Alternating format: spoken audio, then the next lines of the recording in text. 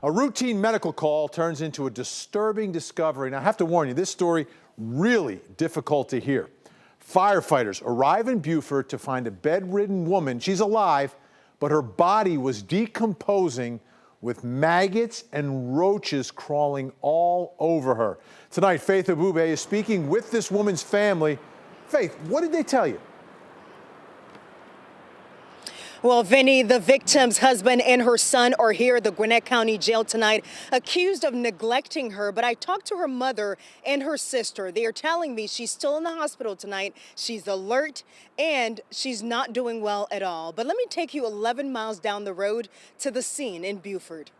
This is one of the breathing masks Gwinnett County investigators had to wear just to stomach walking into this apartment on Pine Tree Circle. Extremely bad living conditions. That's crazy. Inside, a woman these neighbors have only seen a couple of times in the last 4 years.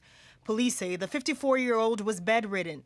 Firefighters came here last Thursday on a medical call and found her unconscious, sitting in at least a month's worth of human feces and garbage. They say her legs were rotting beneath her while roaches and maggots ate at her flesh. It's horrifying. It's absolutely shocking. Whoa, what?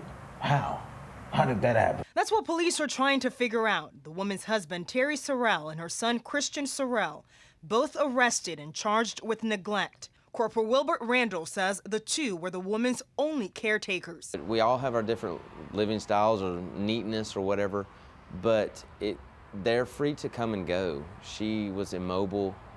She needed someone to take care of her. According to a police report, the obese woman has been bedridden for more than a year. She was admitted to a long-term care facility, but the family says they couldn't afford to pay, so they brought her back home.